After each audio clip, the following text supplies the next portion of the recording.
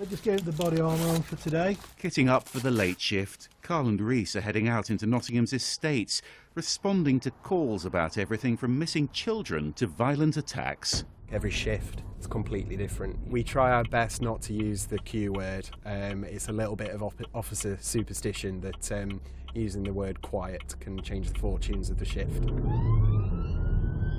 And they soon get their first 999 call. A fight's broken out at a crowded supermarket.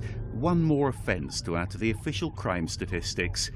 Those figures dropped for many years, but recently recorded crime has started rising again. And today the Office for National Statistics said there was a further increase last year. Nottinghamshire's annual crime figures went up by 11%. The Leicestershire force recorded a 10% rise. And in Derbyshire, last year's crime figure increased by 6%. The offender's not around the petrol station area. At the supermarket, the suspect's gone. They're told a member of staff was punched as he tried to stop two men fighting after one accused the other of shoplifting. Punches thrown, 5 o'clock in the afternoon in sunny Gamston, and they were fighting at Morrison's. There's CCTV everywhere. So it's not going to be too much of a difficulty for us to be able to find out exactly who was involved in it. And back at the police station, the air's thick with the smell of CS spray. 5 officers have restrained a man who appeared to have mental health problems, who came in to ask for help and then became aggressive. Violent offences rose sharply last year, up by 31% in Derbyshire, by 25% in Leicestershire and by 21% in Nottinghamshire. Almost half of those offences left someone with physical injuries. The caller saying that there's constant hammering and banging. Reese and Carl are responding to antisocial behaviour too. This complaint's about noisy neighbours. It's been tagged as a hate incident, and the reason behind that is that the caller believes that it's being done on purpose because he's gay. The man's kept a detailed log of times when he's been disturbed.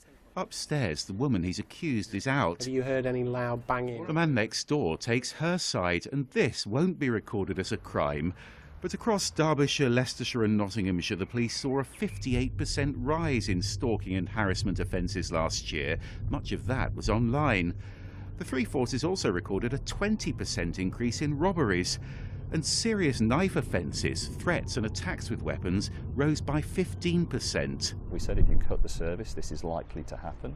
We warned them about stop search. If they tightened that, then the incidence of knife crime is likely to go up, and it has. And we were made to feel like pariahs for shouting and screaming about it at the time. And unfortunately, our fears and our concerns have come home to roost. But there were fewer burglaries and thefts here in the East Midlands last year. These days, you're far more likely to get scammed online instead. And for Carl and Reese, another emergency call. This time a man's been shouting and banging on an elderly woman's front door. Ladies stating that the male's trying to gain access into the property and has been throwing things at the house. Hey, are you alright, sir?